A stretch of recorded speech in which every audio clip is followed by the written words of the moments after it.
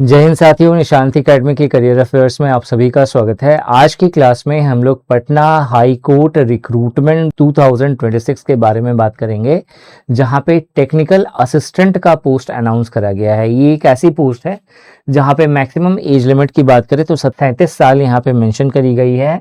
वहीं salary structure की बात करें तो 55,000 रुपये सैलरी स्ट्रक्चर है और टोटल वैकेंसी की बात करें तो 53 यहाँ पे टोटल वैकेंसी बोली गई है। इस वीडियो में हम लोग डिटेल में इसके बारे में जानेंगे, तो वीडियो पूरा देखना है, अच्छे से चीज़ों को समझना है और डाउट होने पर पे आप कमेंट सेक्शन में कमेंट करके मुझसे पूछ सकते हो। 24 आवर्स के अंदर अंदर मैं आपको रिप्लाई दे दूंगा। जो पोस्ट निकाली गई है वो है टेक्निकल असिस्टेंट की। ठीक है, ये जो पोस्ट है वो किसके द्वारा निकाला गया है? पटना हाई कोर्ट के द्वारा निकाला गया है। क्वालिफिकेशन की बात करें, अगर आपने BCA करा है, ITI करा है, कंप्यूटर साइंस में डिप्लोमा करा है, इलेक्ट्रॉनिक्स करा है, कम्युनिकेशन करा है विथ 1 ईयर एक्सपीरियंस, तो फिर जाकर के आप अप्लाई कर सकते हैं। अप्लाई करने का जो लास्ट डेट है वो है 30 अप्रैल 2026। एप्लीकेशन फी की बात करें तो UBC, BC, EBC और EWS के लिए 1100 रुपये एप्लीकेशन फी है। SC, ST और डिसेबल्ड कैंडिडेट के लिए 550 रुपये एप्लीकेशन फी बोला गया है। प्रोबेशन पीरियड की बात करें तो 1 साल का यहाँ पे प्रोबेशन पीरियड है। अगर आप अप्लाई करना चाहते हैं तो patnahighcourt.gov.in इस साइट पे जाकर के आपको अप्लाई करना होगा। और अगर आप ऑल ओवर इंडिया कहीं भी किसी भी स्टेट से बिलोंग करते हैं तो भी आप अप्लाई कर सकते हो। ठीक है, टोटल वैकेंसी की बात करें तो यहाँ पे जो टोटल वैकेंसी है वो 53 है, जिसमें से वुमेन के लिए 17 पोस्ट ऑलरेडी रिजर्व्ड है। अनरिजर्व कैटेगरी की बात करें तो टोटल 24 वैकेंसीज हैं अनरिजर्व कैटेगरी के लिए, जिसमें 8 जो है वुमेन्स के लिए रिजर्व्ड है। SC की बात करें तो 8 पोस्ट है, जिसमें से 3 पोस्ट वुमेन्स के लिए रिजर्व्ड है। ST की बात करें तो 1 वैकेंसी है मात्र। EBC की बात करें तो 9 वैकेंसी है, जिसमें से 3 वुमेन्स के लिए रिजर्व है। और BC की बात करें तो 6 वैकेंसी है, जिसमें 2 जो है वुमेन के लिए रिजर्व्ड है। तो वुमेन के लिए एक और गोल्डन अपॉर्चुनिटी है यहाँ पे।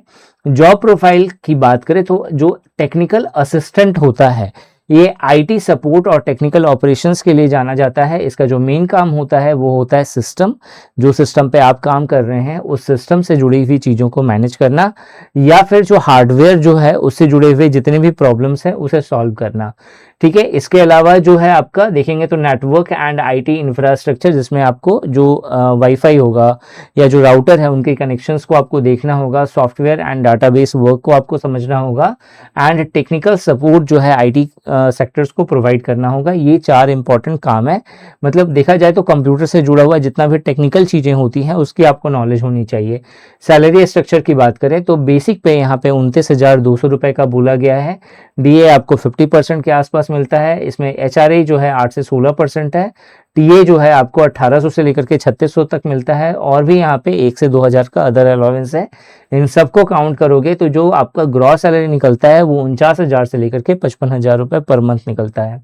ठीक है, अब यहाँ पे कुछ PF NPS डिडक्ट होता है और डिडक्शन के बाद जो इनहैंड सैलरी मिलती है वो 43,000 से लेकर के 50,000 रुपये पर मंथ होती है। ग्रोथ एंड प्रमोशन की बात करें तो सबसे पहले आप टेक्निकल असिस्टेंट की पोस्ट पे रिक्रूट होंगे। इसके बाद आप सीनियर टेक्निकल असिस्टेंट बनेंगे, फिर उसके बाद सिस्टम असिस्टेंट या IT ऑफिसर बनेंगे। उसके बाद जो आपकी पोस्ट होती है वो आपका सीनियर सिस्टम ऑफिसर का होता है और देन आफ्टर IT मैनेजर या एडमिनिस्ट्रेटिव IT रोल का आपका पोस्ट होता है। लेवल की बात करें यहाँ पे तो जो सबसे पहला अगर आप देखेंगे कि टेक्निकल असिस्टेंट से आपको सीनियर टेक्निकल असिस्टेंट बनने में 5 से 7 साल का समय लगता है। सीनियर टेक्निकल असिस्टेंट से सिस्टम असिस्टेंट बनने के लिए 5 साल का समय लगता है और हायर IT रोल्स के लिए 5 से 8 साल का समय लगता है। सिलेक्शन प्रोसेस में सबसे पहले एक प्रीलिम्स का एग्जाम होता है, जिसे आप स्क्रीनिंग टेस्ट कह सकते हैं। उसके बाद जो है आपका रिटन टेस्ट होगा, फिर ट्रेड टेस्ट या स्किल टेस्ट होगा एंड देन आपका इंटरव्यू होगा।